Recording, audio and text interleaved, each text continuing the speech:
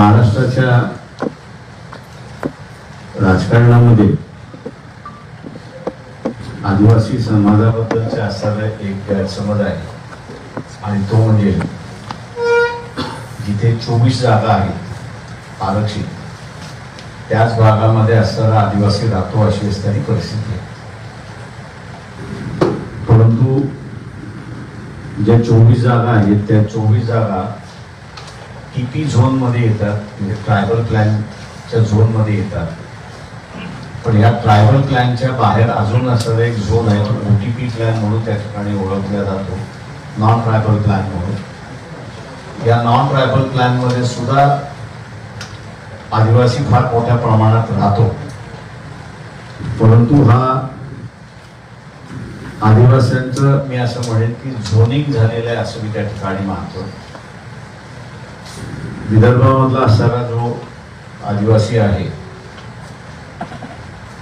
तो आणि जळगाव खानदेशकडचा असणारा आदिवासी याच्यातले असणारे फार संबंध नाही, किंवा पालघर, इगतपुरी आणि कर्जत या भागातला असणारा जो आदिवासी आहे तसं स्वतंत्ररित्याने त्या ठिकाणी हे करतो. कोकणातला असणारा जो आदिवासी आहे तो आपला एक स्वतंत्ररित्याने चालतो अशी परिस्थिती आहे. गेले अनेक दिवस आम्ही असणारे ह्या सगळ्याने एकत्र येऊन राजकीय सामाजिक चळवळीला उभं केलं पाहिजे या आमचा प्रयत्न होता. पहिली बैठक ही असताना नागपूरला झाली आणि नागपूरच्या बैठकीमध्ये निश्चित झालं की आपण असणारा यापुढं एकत्रित वाटचाल त्या ठिकाणी केली पाहिजे. दुसरी बैठक जी आहे ती दुसरी बैठक नाशिकला झाली आणि त्या नाशिकच्या बैठकीमध्ये ज्याला आपल्याला म्हणता आहे की कन्सॉलिडेशन झालं. आणि तिसरी बैठक आपण मुंबईला घ्यायची आणि मुंबईच्या याच्यामध्ये आपण असणारा कार्यक्रम जाहीर करायचा अशा रीतीने परिस्थिती त्या ठिकाणी ठरली. आदिवासींचे असणारे ज्याला आपल्याला म्हणता येईल काही विशेष प्रश्न आहेत की जे इतरांपासून वेगळे आहेत अशी असणारी परिस्थिती आहे. मुळात जो आदिवासी भाग आहे हा भाग अनपोल्युटेड भाग आहे अशी असणारी परिस्थिती आहे. आणि या अनपोल्युटेड भागाला नेहमीच टार्गेट केल्या जाते असा एक भाग आहे की तिथे नो डेव्हलपमेंट झोन अशा रीतीने स्टॅम्प मारल्या जातो. आणि मग चर्चा ही झाली की तुम्ही आमच्या भागामध्ये डेव्हलपमेंट करणार नसाल आणि डेव्हलपमेंट कुठलेल्या भागामध्ये होणार असेल आणि तिथे पोल्युशन होणार असेल तर आम्ही नॉन पोल्युटिंग एरियामध्ये राहत असल्यामुळे पोल्युटिंग एरियाच्या लोकांना आपण कुठलं तरी बंधन घातलं पाहिजे की ज्यांनी आम्हाला कॉम्पन्सेट केलं पाहिजे अशी असणारी परिस्थिती आहे. ज्या असणाऱ्या एन्व्हायरमेंटच्या प्रश्नावरचा असणारी चर्चा त्या ठिकाणी असणारी. दुसरी जी आहे की कुठेही अभयारण्य हे जर बांधायचं असेल किंवा नवनिर्माण करायचं असेल तर सगळ्यांची नजर पुन्हा असणारा आदिवासी झोन वरती येते. हा त्याच्यातला भाग आहे. ज्या भागामध्ये आदिवासी राहतो त्या भागामध्ये पुन्हा खनिज मोठ्या प्रमाणात आहे. तेव्हा खनिजाचं असं उत्खनन केलं जातं आणि खनिजाचं उत्पन्न होऊन उरलेले श्रीमंत होतात. पण हा आदिवासी बेरोजगार होतो, बेघर होतो आणि कुपोषणाच्या मार्गावरती लागतो अशी असणारी परिस्थिती आहे. तेव्हा हे जे वैशिष्ट्यपूर्ण प्रश्न आहेत, असे 10-12 प्रश्न आहेत की जे वैशिष्ट्यपूर्ण प्रश्न आहेत की जे फक्त आदिवासींपुरतच मर्यादित आहेत, सीमित आदिवासींपुरतेच आहेत, त्यांच्यावरती असणारी ही चर्चा झाली आणि याला आपण असणारा हायलाईट झालं. इथे जे बसलेले आहेत यांचा प्रवास वेगवेगळ्या राजकीय पक्षातून झालेला आहे, वेगवेगळ्या संघटनातून झालेला आहे आणि त्यांचा अनुभव असा आहे की वेगवेगळ्या राजकीय पक्षाने ज्या पद्धतीने याच्याकडे लक्ष दिलं पाहिजे आणि आदिवासींकडे असणारा विशेष योजनाबद्ध नियोजन केलं पाहिजे त्याचा पूर्णपणे असणारा अभाव आहे अशी परिस्थिती आहे. आज कुपोषण म्हटलं तर आदिवासींमध्ये मोठ्या प्रमाणात, बेरोजगारी म्हटली तर आदिवासींमध्ये फार मोठ्या प्रमाणात, मुंबईच्या शहर बाजूलाच ठाणा आणि पालघर 2 जिल्हे आहेत, या बाजूला कर्जत आहे, आदिवासी मोठ्या प्रमाणात आहेत. पण बाहेरून लोक बोलवायची, एम्प्लॉयमेंट द्यायचं, पण 10 किलोमीटर 100 किलोमीटर वरती असणारा जो आदिवासी आहे त्याला इग्नोर करायचं, म्हणजे त्याला दुर्लक्षित करायचं असं जे धोरण आहे, या धोरणाकडे आपण असताना फोकस केलं पाहिजे असा भाग त्याच्यामधला असताना ठरला. आणि म्हणून येत्या कालावधीमध्ये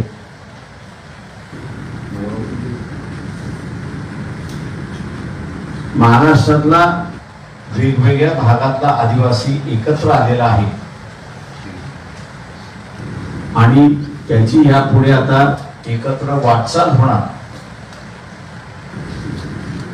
या दृष्टीने असणारं पावलं टाकण्याची आणि त्या पद्धतीचं असणारं योजना त्या ठिकाणी असणारं झालेली आहे.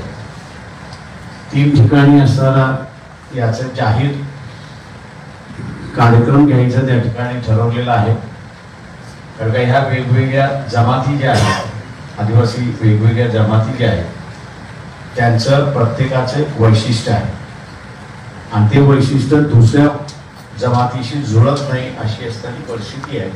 त्याच्यामुळे हे वैशिष्ट्यपूर्ण गुणाबरोबर संख्यात्मक गुण सुद्धा आम्ही असताना त्या ठिकाणी एकत्र येत आहोत असा निर्णय त्या ठिकाणी झाला. पहिला कार्यक्रम जो आहे तो जळगावला 30 तारखेला आहे. तो कार्यक्रम आपला असणारा चोपडा तालुक्यामध्ये किनगाव या ठिकाणी होणार आहे. दुसरा जो आहे 2 ऑक्टोबरला मनमाड या ठिकाणी होणार आहे. तिसरा जो आहे तो 5 ऑक्टोबरला नागपूरला त्या ठिकाणी होणार आहे. आणि अशी वेगवेगळे कार्यक्रम त्या ठिकाणी या निमित्ताने लावण्यात आलेले आहेत. या वेगवेगळ्या विभागामध्ये लावण्याचं कारण असं आहे की विदर्भामध्ये राहणारा आदिवासी हा खानदेशच्या भागामध्ये राहत नाही. तिथे आदिवासींची वेगळी जमात आहे. तर तिथे राहणारा स्थळ जो आहे तो असणारा पालघर पासून इगतपुरी पासून असणारा कसारा, इगतपुरी पासून कसाऱ्याकडून असणारा कर्जत, हा जो टापू आहे त्या टापूमध्ये राहणारा असणारा हा वेगळा आहे. तो वेगळ्या नावाने त्या ठिकाणी ओळखला जातो. त्याची संस्कृती वेगळी आहे आणि म्हणून ह्या वेगवेगळ्या ठिकाणचे असणारे एकत्र आलेले हा त्याच्यातला कार्यक्रमाचा भाग आहे. या ठिकाणी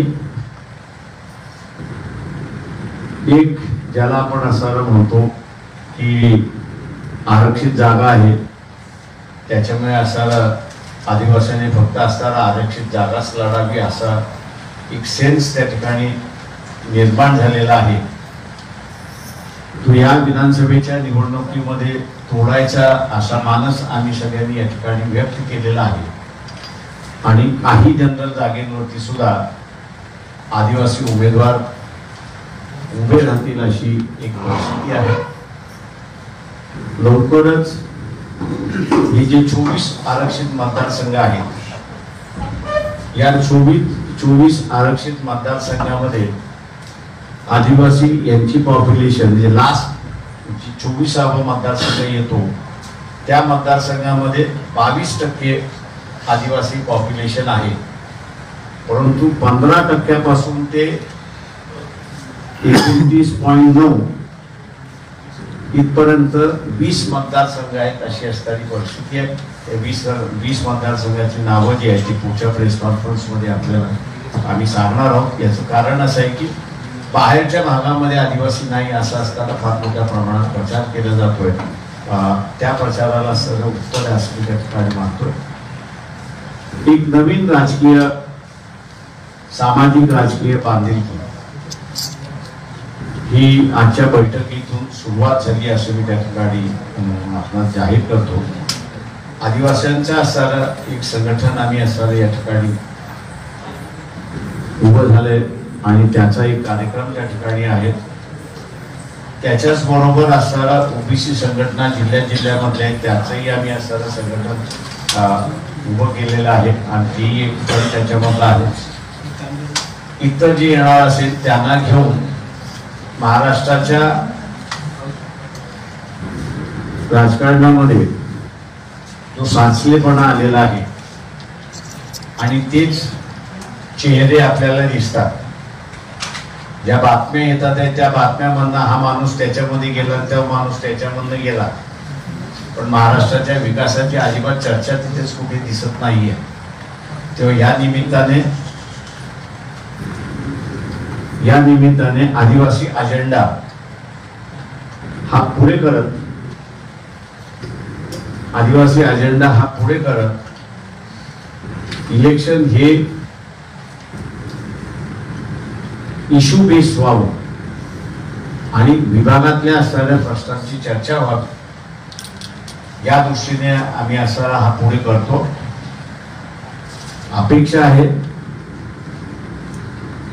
आपल्या सगळ्यांकडून की फक्त यांनी पक्ष फोडला आणि त्यांनी ह्याला खेचलं आणि या पक्षामध्ये आघाडी झाली आणि त्या पक्षामध्ये बिघाडी झाली एवढ्याच पुरती या चॅनलची चर्चा राहणार नाही. तर येणाऱ्या 5 वर्षाच्या कालावधीमध्ये जे काही महत्वाचे प्रश्न आम्ही उपस्थित करतोय त्याचीही चर्चा होईल आणि तीही मांडल्या जातील अशी अपेक्षा या ठिकाणी असणारं मी आपल्या समोर मांडतोय.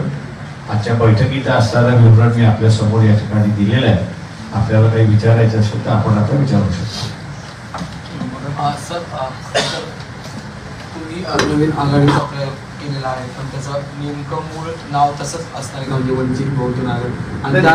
वंचित बहुजन आघाडी त्याच्यातला एक पार्ट राहणार आहे. बॅनर अंडर असते सगळे एकत्र. नाही, या आघाडीला एक नाव घेतलं जाईल की आता आदिवासींची असणारा आम्ही आहे. त्याच्यानंतर असणारा मी जसं म्हटलं की ओबीसीचा असणारा फ्रंट आम्ही असणारा केलेला आहे.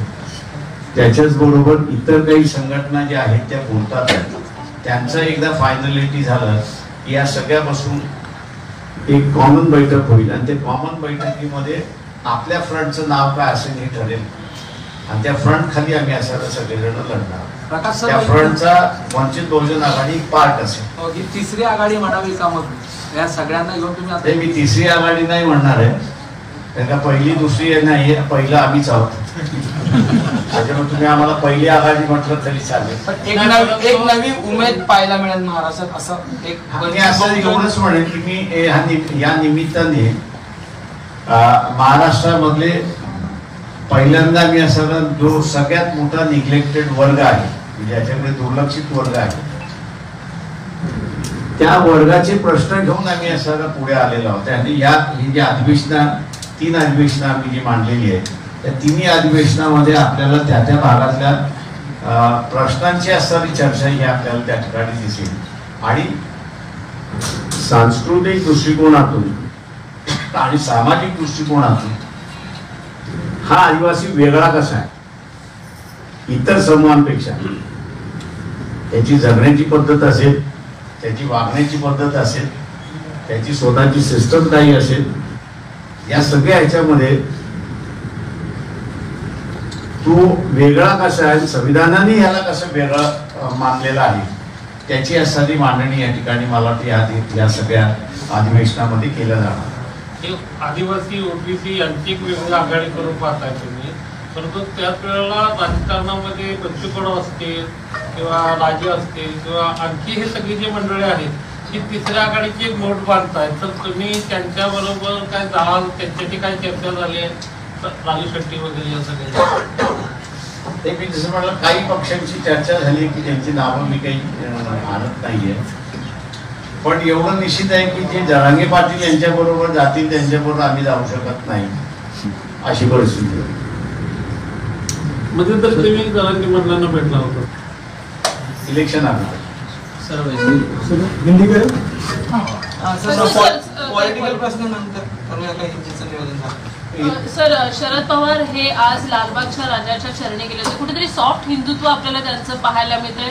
अजित पवार जसं सिद्धिविनायकला गेले आणि त्यानंतर चर्चा पाहायला मिळते, कुठेतरी हिंदुत्वाचा रंग आता या इतर पक्षांनाही येतोय. माझं म्हणणं असं आहे की या देशामध्ये प्रत्येक माणूस धर्माचं नाव लावलेलं आहे, त्याच्यामुळे काही जण उघडपणे त्याला फॉलो करतात, काही जण छुप्या रीतीने फॉलो करतात.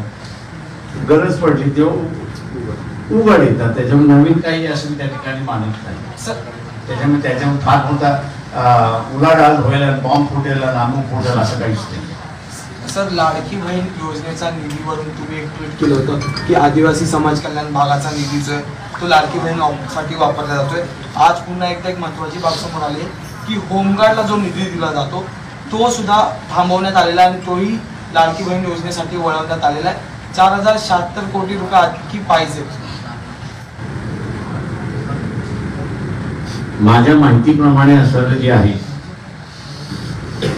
या सरकारने 5 हप्ते एकाच वेळेस द्यायचे ठरवलेले आहेत. याचा अर्थ मी असा काढतो की हे सरकार पुढचे 5 वर्ष येणार नाही याची त्यांना पूर्णपणे खात्री झालेली आहे. पण जाता जाता तिजोरी एवढी खाली करून ठेवायची की पुढच्याला कामच करता येणार नाही आणि शासन चालवताच येणार नाही, अशा रीतीने भारतीय जनता पक्षाने योजना आखलेली आहे आणि ती योजना ते राबवतात आहेत हे मला दिसते. विधानसभेला महाविकास आघाडी सोबत काही चर्चा होऊ शकते. आम्ही आता आघाडी उभी करतोय, त्याच्यामुळे कोणाकोणा चर्चा करत कोणाला यायचं असेल त्यांनी आमच्याकडे यावं, आम्ही कोणाकडे जाणार नाही. सर, अजित पवार सध्या महायुतीत नाराज दिसत आहेत. आज अमित शहा सुद्धा मुंबईत होते, कालपासून मुंबईत आहेत. ते कुठल्याही बैठकीला ते अनुपस्थित आहेत, कुठेही चर्चा करत नाही आहेत आणि त्यांच्या सध्या पॅनल जे आहेत त्याच्यावर सुद्धा फोटोंचे गायब पाहायला मिळत आहेत. कसं पाहताय, नाराज आहेत का? असतील तर कशा प्रकारे मला माहित नाही, कारण त्यांनी अजून मला वकीलपत्र दिलेलं नाही. हिंदी करू का? संभाजीनगर मध्ये राजश्री उमरे जी महिला आंदोलन उपोषणाला बसलेले आणि म्हणत आहे की सरसकट कुणबीमधून मराठ्यांना आरक्षण द्या. 6वा दिवस आहे, तब्येतही खालावली जात आहे.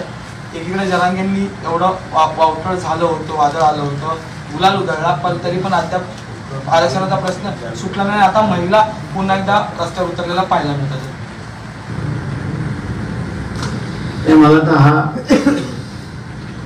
प्रश्न गंभीर आहे असं मी त्या ठिकाणी मानतोय आणि शासन याच्याकडे दुर्लक्षित करते, एवढंच फक्त नमूद करते.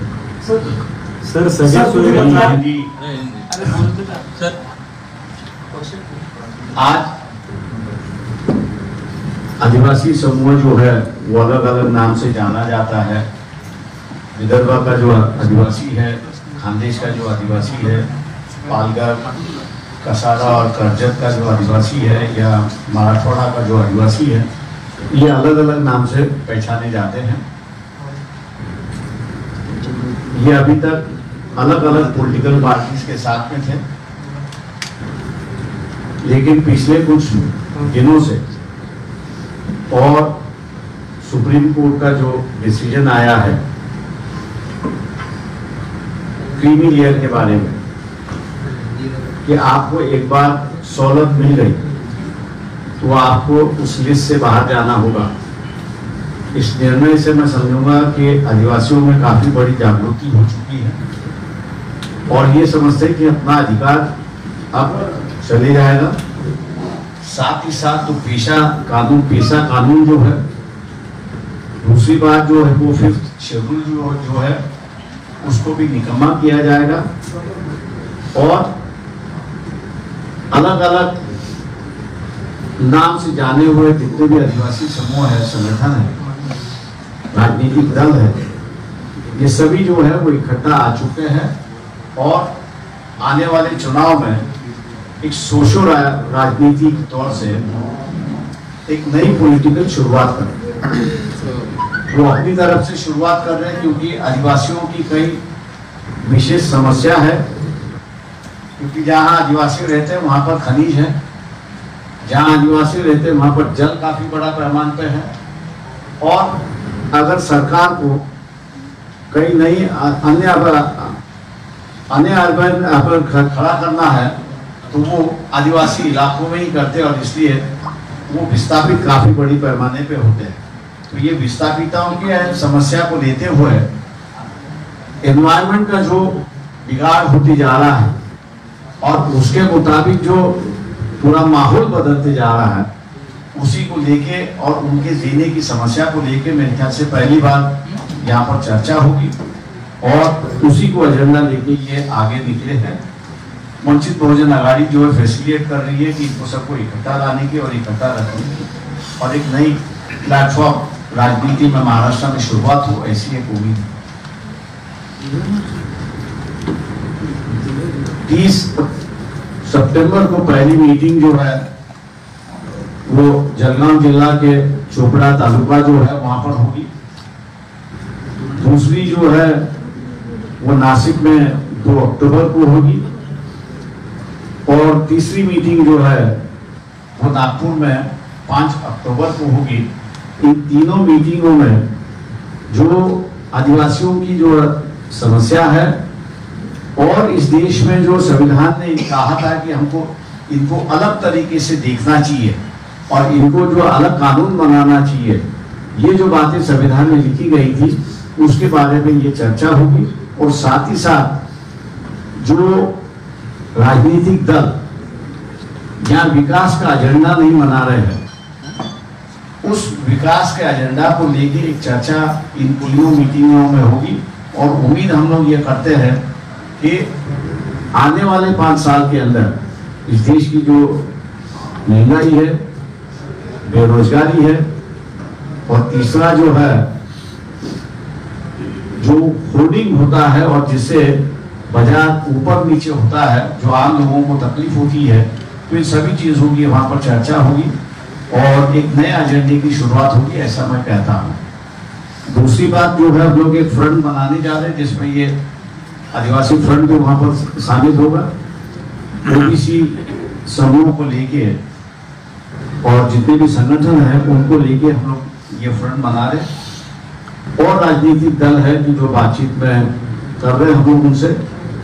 एक मिला के मैं ये कहूँगा कि महाराष्ट्र के विधानसभा के चुनाव के वक्त एक नया फ्रंट यहाँ पर होगा जो एजेंडा के साथ लोगों के सामने आएगा, और ये जो अनरेस्ट दिखाई दे रहा है और दूसरी तरफ जो करप्शन दिखाई दे रहा है, उस करप्शन और अनरेस्ट के लिए सुझाव क्या हो सकता है उसकी हम लोग यहाँ पर चर्चा करेंगे। मैं उम्मीद करता हूँ आप लोगों से कि आप सिर्फ पार्टियां तोड़ने की चर्चा नहीं होगी, व्यक्ति तोड़ने की, यहाँ से वहां जाने की चर्चा नहीं होगी, लेकिन इस इलेक्शन में आप मुद्दों की चर्चा और जितने भी राजनीतिक दल है उनके 5 साल का एजेंडा क्या है, इस पर अगर चर्चा होती तो मैं मान के चलता हूँ कि महाराष्ट्र की जनता को किसको चुनकर देना और किसको नहीं देना, इसकी एक बड़ी उपलब्धि होगी, ऐसा मैं मानता हूँ। कितनी सीट का लक्ष्य लेकर चल रहे हैं, कितनी जगह उम्मीदवार उतारे जाएंगे? आदिवासी सीटें जो 22 सीटें हैं जहाँ 24 आदिवासी सीटें हैं तो उसमें उतारेंगे। जनरल सीटें जो है उनमें भी कुछ आदिवासी कैंडिडेट जनरल सीटों पे भी लड़ेंगे। सर, किन के लिए आपके गठबंधन के लिए दरवाजे खुले हैं, किन पार्टियों को आप साथ में लेंगे, किनसे आपकी बातचीत हो रही है? जो क्योंकि तीसरा मोर्चा एक और दल भी बना रहा है, बच्चू कड़ वगैरह अन्य लोगों को लेकर बना रहे हैं, क्या उनसे बात? देखिए, जहांगीर पाटिल ने तो पहले ही कहा है कि मैं इलेक्शन लड़ूंगा करके, अब तक उन्होंने उस बात को खारिज नहीं किया है। तो इसका मतलब है कि एक दल तो एक फ्रंट तो वैसे भी बन चुका है।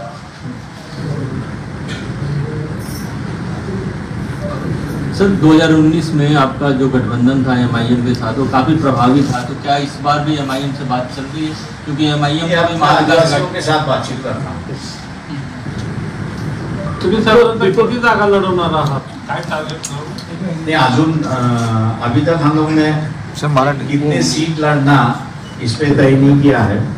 ये पूरा फ्रंट बनेगा तब तय होगा कि कितनी सीट लड़ना है और किन सीटों पर कॉन्सेंट्रेट करना है। सर, शरद पवार आज लालबाग के राजा दर्शन करने गए, उसको लेकर बड़ी टीका टिप्पणी हो रही है क्योंकि आमतौर पर वो ऐसे दर्शन में जाते नहीं सार्वजनिक मूर्तियों। सवाल ऐसा है कि शरद पवार हिंदू है, इसमें कोई दोहरा नहीं है, इसलिए भगवान को मानती ही है, इसमें कोई संदेह नहीं है। कुछ लोग छुपे तरीके से मानते हैं, कुछ लोग खुले तरीके से मानते हैं, तो इससे कोई फर्क नहीं होता, ऐसा मैं मान के चलता हूँ।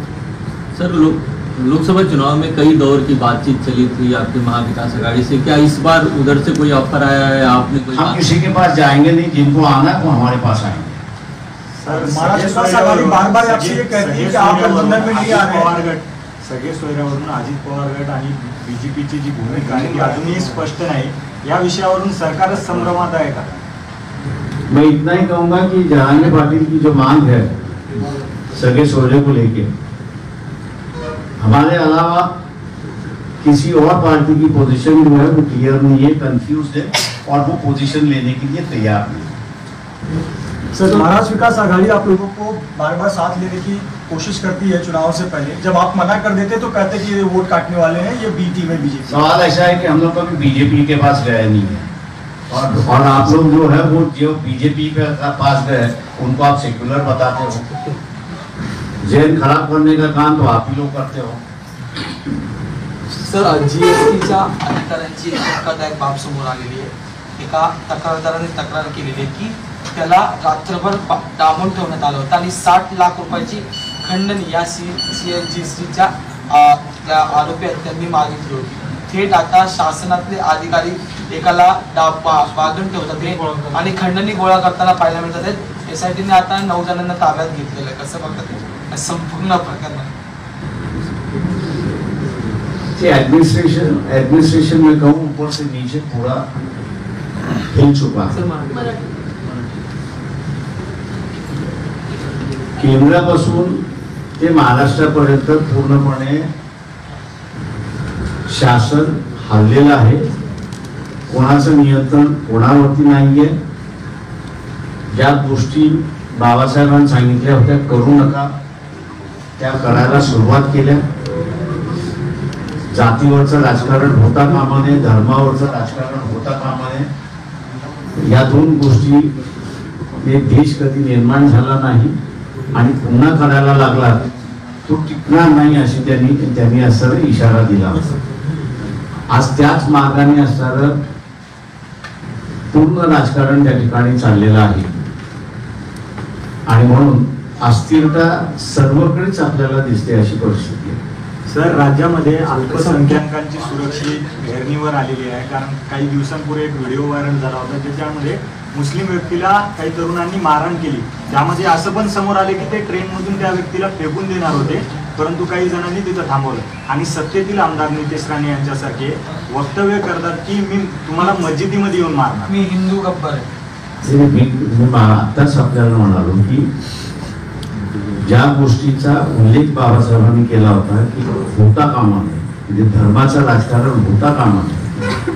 तुम्ही धर्माचं राजकारण केलं तर द्वेषाची बीजं तुम्ही पेरणार आहात, विभक्तीची बीजं तुम्ही पेरणार आहात, ती पेरायला आता सुरुवात झालेली आहे। तेव्हा सर्वसामान्य माणसाने सुद्धा ठरवलं पाहिजे की जातीच्या राजकारणाने आणि धर्माच्या राजकारणाने त्यांचं पोट भरणार आहे। सत्ता आणि सरकार हे सुरक्षिता आणि पोट भरणारं कामकाज करत असते, ते धर्माचं काहीच करत नाही। सर, आदिवासी name of this new brand? And one more question, that before the Lok Sabha polls you were vying to be part of the India bloc. Is there any chance that you will be part of the Mahavikas Aghadi or the top? Yeah, I think so. Many of you forgot one thing, that I was the first person in 8 months before the parliament election who made a statement that if India alliance joins, or they allow me to join the alliance, BJP will not cross 220. That was my statement 8 months ago. Same was my statement in 2017, because I stayed there for 6 months in Gujarat. And I said, if Congress doesn't finger with the elections, we will not allow BJP to cross 70. But in 2017, the Congress crossed swords with Chotubhai Wasawa, and they lost in that region where the Adivasis are removed. Even in the height of 2004, when the riots took place, the Congress got 63 seats from that same area. But with fingering with Chotubhai Wasawa, they lost 36 seats, and that allowed BJP to come to power. Even those 3 months before, I was in Bombay for some work, and I made a press conference saying that if Congress doesn't finger, BJP will not cross 70 seats.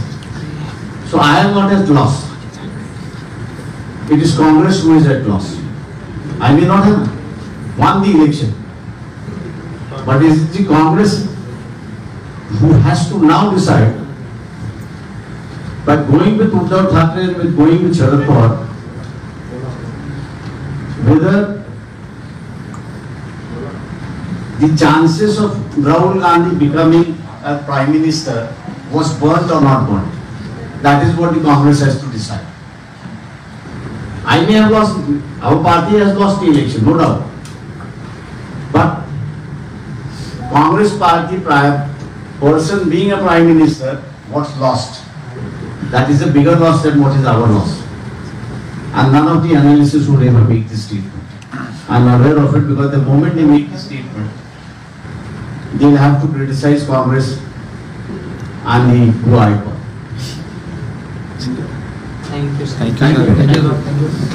आपण आता जेवायला बसू सगळे.